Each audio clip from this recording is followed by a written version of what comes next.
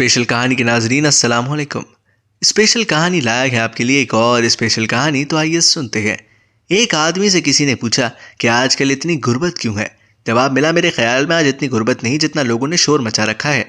आजकल हम जिसको गुर्बत बोलते हैं वो दरअसल ख्वाहिशात का पूरा ना होना है। हमने तो गुर्बत के वो दिन भी देखे हैं कि स्कूल में तख्ती पर यानी गाची के पैसे नहीं होते थे तो मट्टी लगाया करते थे।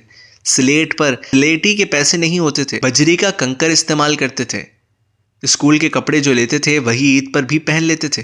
अगर किसी शादी ब्याह के लिए कपड़े लेते थे तो स्कूल कलर के ही ले लेते थे।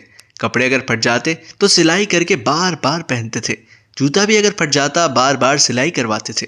और जूता सर्विस या बाटा का नहीं, प्लास्टिक का होता था। घर में अगर मेहमान आ जाता तो पड़ोस के हर घर से किसी से घी, किसी से मिर्च, किसी से नमक मांग कर लाते थे। आज तो माशाल्लाह हर घर में एक एक माह का सामान पड़ा होता है। मेहमान तो क्या, पूरी बारात का सामान मौजूद होता है। आज तो स्कूल के बच्चों के 2 या 3 यूनिफॉर्म ज़रूर होते हैं। आज अगर किसी की शादी पे जाना हो तो मेहंदी, बारात और वलीमे के लिए अलग अलग कपड़े और जूते खरीदे जाते हैं।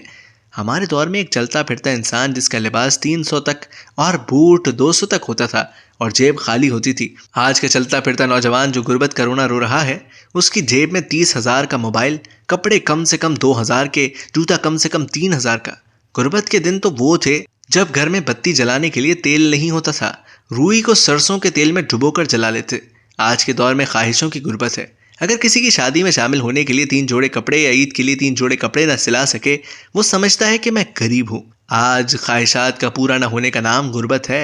हम नाशुक्रे हो गए हैं, इसीलिए बरकतें उठ गई हैं। सच बात यह है कि पहले दर्जाबंदी कम थी, माशरती स्टेटस कमोबेश एक जैसा था, तवक्कल बहुत था, बाहमी हमदर्दी ज्यादा थी, मिलकर रहना अच्छा समझते थे। जबकि आजकल तन्हाई पसंदी है, इल्म कम मगर अमल बेहतर था। इस दौर की अल्लाह की नेमतें बदर्जे ज्यादा हैं, लेकिन अक्सर शुक्र, तवक्कुल और बाहमी ताल्लुकात कमजोर है।